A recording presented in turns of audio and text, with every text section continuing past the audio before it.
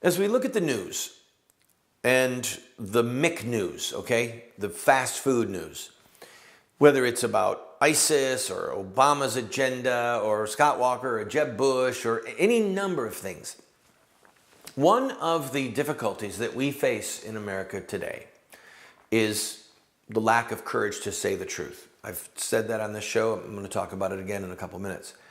But there's something else that's really missing.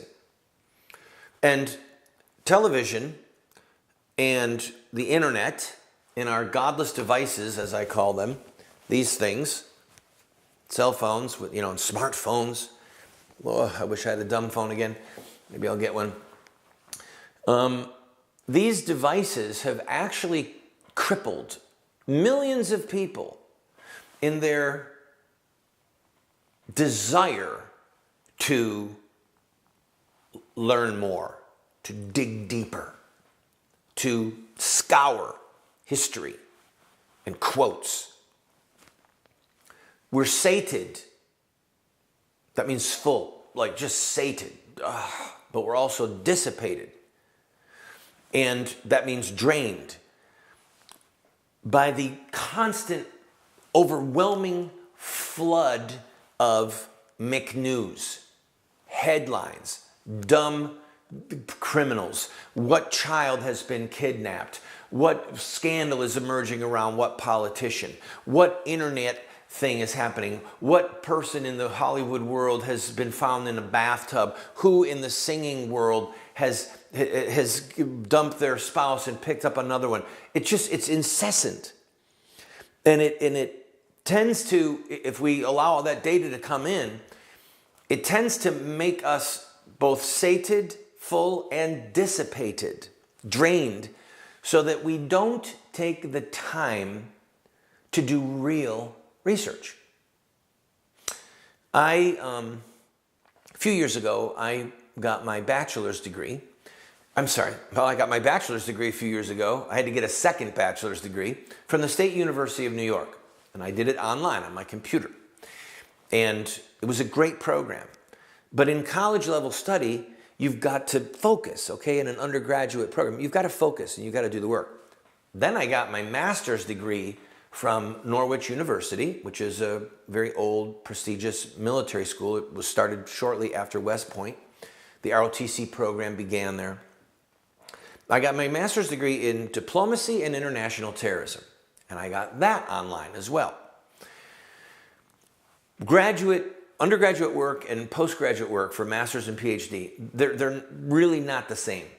The amount of research, the amount of time that is required to study for postgraduate work, that's the stuff that makes somebody be able to understand something, because you're forced to dig and to scour and to read and to analyze and to compare and to look at more than one opinion. That is precisely what each of us have the ability to do with libraries, with books. And it's precisely the thing that fewer and fewer people are doing because of television, internet, our cell phones. We're just overwhelmed with data. Overwhelmed. And so to have the discipline to dig into the political past of Jeb Bush, or to dig into the battles and the victories and the political past of Scott Walker, it's something that most of us are too sated and too dissipated to do. And it's going to take some serious reflection and resolution on the part of good men and women, people like you, to say, you know what? I'm going to cut back how many TV shows I watch. I'm going to keep watching Randall, Voice of Resistance, but I'm going to cut back some of the entertainment that I watch. And I'm going to pick up books, real books. I'm either going to buy them or I'm going to go to the library and get them. And I'm going to read them. And I'm going to analyze things. And if I do go online, I'm going to dig. And I'm going to ignore Wikipedia. Ignore Wikipedia because it's not a trustworthy source.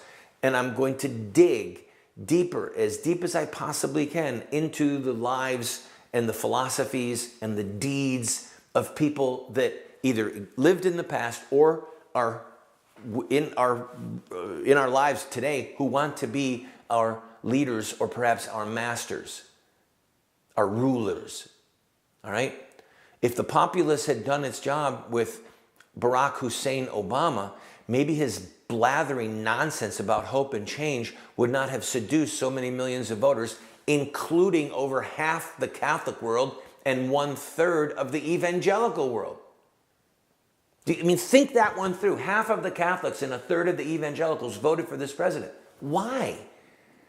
Because, in part, we have no wisdom.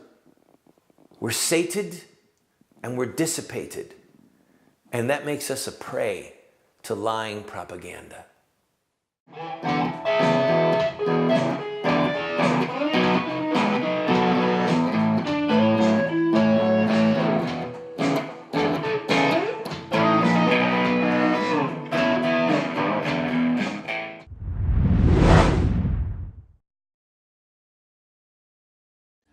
Why does a nice guy like me keep getting thrown in jail?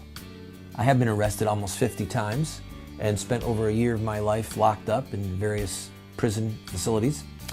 And I wrote a book, many books. In fact, one of them is called Why Does a Nice Guy Like Me Keep Getting Thrown in Jail?